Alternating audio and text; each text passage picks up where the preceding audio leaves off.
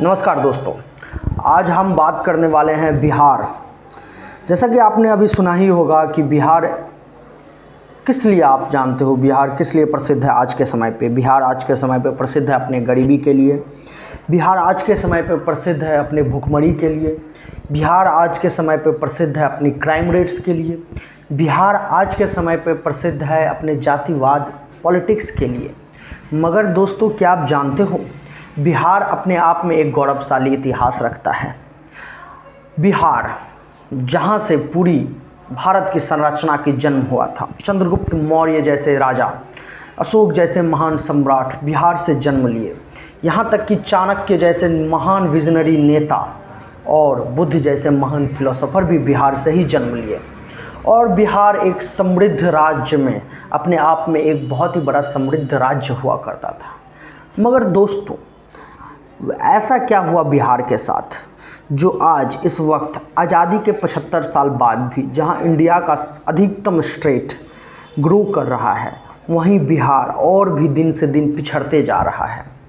दोस्तों, चलिए बात करते हैं बिहार की इस संरचना के पीछे क्या मूल कारण है। तो दोस्तों, जैसा कि समझ में आता है, बिहार की इस संरचना के पीछे सबसे बड़ा मूल कारण है बिहार की जातिवाद पॉलिटिक्स। बिहार में जहां 2025 ईस्वी में जहां विकसित समाज के लिए लड़ाई हो रही है, बिहार में आज भी वहीं जातिवाद पॉलिटिक्स चल रही है। जहां जाति और धर्म के आधार पर लोग अपने नेता को चुनते हैं। जहां ना तो कोई शिक्षा व्यवस्था है, ना तो कोई हॉस्पिटल की व्यवस्था है, ना तो अच्छा इंफ्रास्ट्रक्चर है, और ना ही रोजगार है, और ना ही कोई साधन जिससे आदमी और वहाँ के लोगों को उपयुक्त खाना, उपयुक्त लाइफस्टाइल और उपयुक्त ग्रो करने की अपॉर्चुनिटी मिल सके। वैसे तो दोस्तों, बहुत ही हिस्ट्री में ऐसे कालखंड हुए जो कि मेजर और ड्रास्टिक रीज़न रखते हैं बिहार के आज के इस परिस्थिति को। मगर दोस्तों, आज बिहार फ्यूचर में आने वाले समय में क्या ग्रो कर सकता है, हम इस बात पे चर्चा करेंगे। जो जैसा है, जो जैसा रिसोर्स है आज बिहार के पास, क्या उस स्थिति में बिहार ग्रो कर सकता है। दोस्तों, आपको क्या लगता है? देखिए, मुझे तो लगता है बिहार के पास बहुत ही ज़्यादा पोटेंशियल है, क्योंकि कोई भी राज्य का पोटेंशियल सबसे ज़्यादा अधिकतम मात्रा में डिसाइड होता है वहाँ के लोगों के आधार पर। तो बिहार राज्य मेहनती है, बिहार राज्य बुद्धिमान है, बिहार राज्य तार्किक है, बिहार राज्य पॉलिटिक्स है। तो भी फिर बिहार के आज का इस गति के कारण क्या कारण है?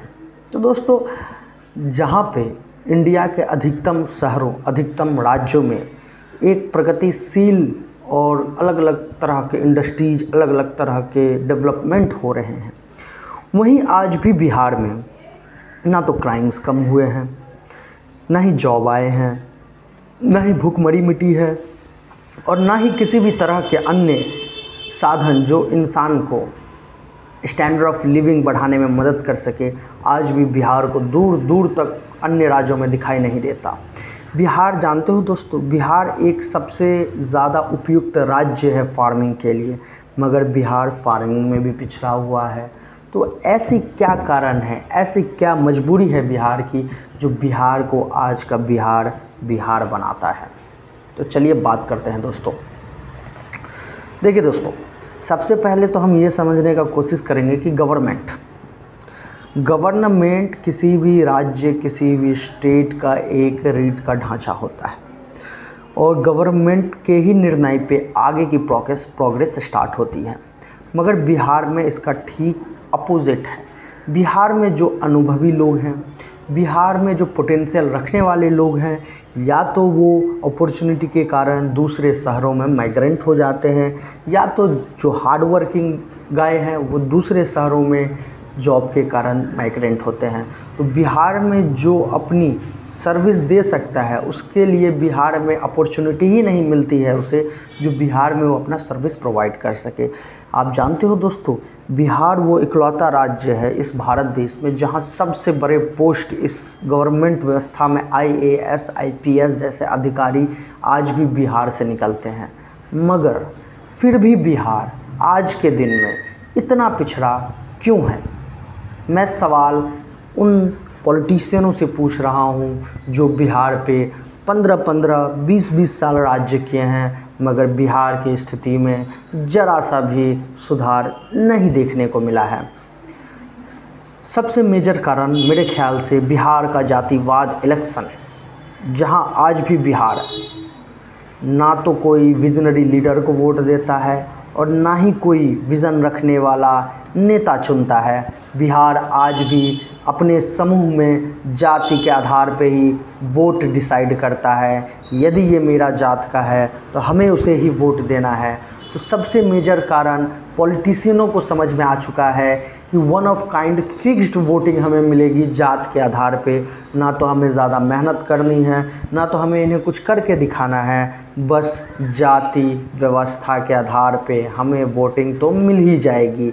तो वो पॉलिटिशियन जो 5 साल में जिन्हें डर हो कि सत्ता पलट हो जाने का, आज के समय में बिहार में उन पॉलिटिशियन बेखौफ बेनिश्चिंत से अपना सत्ता चला रहे हैं बिना कोई क्वेश्चन के। बिहार के जो आधी से ज़्यादा जनता है जो आज बिहार में रह रहे हैं, उनका रोज़गार बिहार सरकार के आए हुए फंड में से कमीशन लेना है, या तो कोई कॉन्ट्रैक्ट बेसिस पे काम करवाना, या भी किसी भी तरह की फाइनेंशियल गतिविधियां में उनका अपना एक फिक्स्ड कमीशन फिक्स्ड होता है, जो कि बिहार की दुर्दशा का एक मेजर कारण है। आज भी हम कई न्यूज़ चैनल में देखने को मिलता है हमें कि बिहार के सड़कें या तो गायब हो गई है, बिहार की रेल लाइन या तो गायब हो गई है, या फिर बना ही नहीं कभी। तो क्या दोस्तों, आपको क्या लगता है इस मेजर रीज़न के कारण गवर्नमेंट हाथ रखती है, या बिहार का जनता ही मूर्ख है जो ऐसे पॉलिटिशियनों, ऐसे ढकोचले पॉलिटिशियनों के बातों में आकर जातिवाद के आधार पर आज भी अपना वोट तय करती है? आने वाला इलेक्शन में क्या बिहार अपना राजनीति विचारधारा बदलेगा, या फिर बिहार ऐसा ही चलता रहेगा? कमेंट में ज़रूर बताएं दोस्तों। जय हिंद, जय भारत।